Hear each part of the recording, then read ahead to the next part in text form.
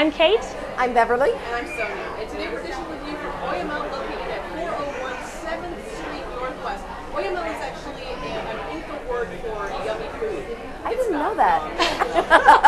Yeah, I was going to say, did you do some research before we came here? Because honestly, the food is yummy, but I had no idea. It is an Inca word for something, but I just sort of... But you just made up the definition. It is an Inca word for yummy food of the gods. Well, don't miss out on the guacamole. The tacos look fantastic. My pomegranate margarita may be gone by the end of this one, but good stuff. Yeah. Well, Inca for good stuff.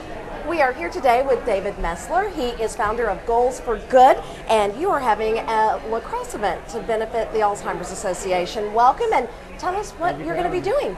Well, actually, about a year and a half ago, then I got to see my grandma for the first time in about 3-4 years. So I initially got to see her, and then when I saw her, then I realized that her Alzheimer's had developed far enough where she couldn't even recognize me. Oh, no. And that was the part that was really hard for me.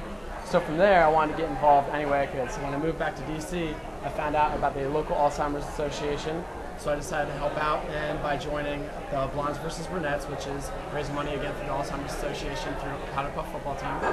So I ended up coaching the team, and then from there I decided I really want to get the guys involved. So how can I do this? I played college lacrosse. I know a whole lot of people within the area that still play. So let's develop a game, and now let's play. And I have to say, you totally have lacrosse hair. Yes, you do. You totally have that lacrosse look. Well, thank you. Actually, when I decided that we were going to play in early April, or late April rather, grew your hair I out? started growing my hair out all over again. It used to be Oh, a so whole this lot is a shorter. lacrosse thing. This is definitely a lacrosse thing. Ah, okay. Well, tell us a little more about lacrosse. Lacrosse seems to be pretty popular here in the DC area. I'm more southern than that, and we didn't really have lacrosse, so goals. I need you to explain the game. Yeah, like explain the game a little bit. Understandable. It definitely is a northeastern game, starting to develop in the East Coast a whole lot more, as well as starting to push out west now Okay. too. So it's a game that's played 10 on 10. There's very similar to soccer. There's midfield, defense, there's a goalie, and then there's the attack, which are similar to strikers in soccer.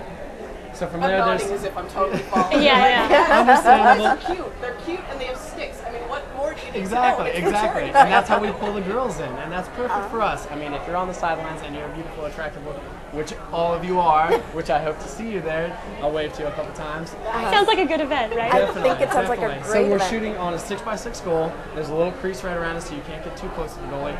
But from there, again, it's very similar to soccer. It's very aggressive like football, where there's going to be a bunch of hitting.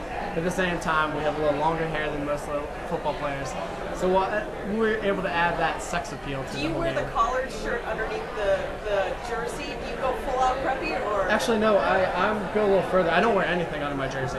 Oh, I thought you were saying you were. I was like, Really? shirts versus skins. I'm not even saying this like that. Versus brunettes thing is. It's pretty serious. But okay, I understand now. I understand a little bit more about lacrosse. But how are you gonna, by playing this game, how are you gonna raise money for the Alzheimer's Association? Well, beforehand, each one of us are going to be holding, and along with the two captains that I'm working with, it's Hunter Campbell and it's Wynn Huffman, and each one of us are holding kind of our own charity function, and it's going to be a fundraiser. One's held at George, the other was held at Gin and Tonic, and then from the game aspect of the situation, then we're going to be pulling money in from the gate. It's going to cost $20 at the gate. It's $10 pre-sale. And from there, all the money that is donated is going to be given directly to the Alzheimer's Association. And then during the game, we're going to have separate pieces, whether it be getting the children involved that are coming to the game too. So they're going to be able to run along the field. They can have a shooting contest. And then from there, we're going to just gather $1 donations, $2 donations for How anybody much else. do you that hope to donates. raise? As of right now, I'm hoping, since this is our first year, I want to still shoot high, so I would like to do about $2,000 that we can donate. And someone just wants to write you a check. Can they do that? They can do that. They can actually go directly onto the Alzheimer's Association website, and they can directly deposit any amount of money that will go directly to the cause and directly to the Alzheimer's So Association. 10 people on each team. That means you have to find a minimum of 20 guys that know how to play lacrosse Grow their hair out. and can grow their hair out like yours. So where are these players coming from? Again, from the biggest havens of lacrosse. There are a couple guys from New York that are going to be coming down and playing, but mostly all the people are going to be coming from the DC metropolitan area because we want to keep it local, so that way a whole bunch of local people will come in. So again, it's going to be Maryland, DC, Virginia, New York, a couple people that are going to be also coming from Delaware as well. And there are lots of causes that people raise money for, but sometimes I feel like Alzheimer's doesn't get as much attention as perhaps some of the other causes. Are you hoping to raise the visibility? Yes, there's no doubt about that. We want to make sure that this association is going to be on the map. So we are working with different media outlets, including one of the biggest lacrosse companies in the entire world, being Mad Lax Lacrosse, and then we're also working with Lacrosse, Inside Lacrosse Magazine, and hopefully from there we're going to be able to generate a little bit more awareness so people can help out as much as they can.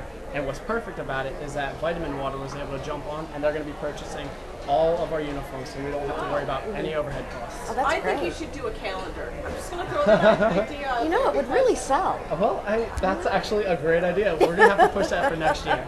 We're going to have to find the willing models. Can I get a as well. complimentary? Willing models from lacrosse players? I don't think you're going to have much trouble actually. But okay, it's interesting that sporting events like this are becoming used for charity these days. Now everybody goes to the galas or has the cocktail parties, but now we're getting more active, and we're getting out into the field literally to raise money for these causes. Now, is lacrosse generally connected with any one cause or another, or just because it was a personal cause for you, you chose this? I think that more or less it was a personal cause for me, so that's why I wanted to get involved in a way that I specifically could, and what other way than me playing lacrosse since I was 7 years old to help generate that and incorporate that into something that is completely different than anything else that's in the DC metropolitan area. Well, it sounds like a lot of fun. Can you tell us the details once more? Yes, the game is going to be on April 24th, and it's going to be at 9 p.m., and it's going to be held at Georgetown University. Tickets, $20, $10 in advance. I guess we suggest getting them in advance. Calendar coming soon. Maybe next year. David, thanks so much for being on with us. Thank you for having me. I appreciate it. Sounds like a fun event. Sounds like a great calendar. Thanks so much for being with us, and come back next time, see who we're dishing with on the District Dish.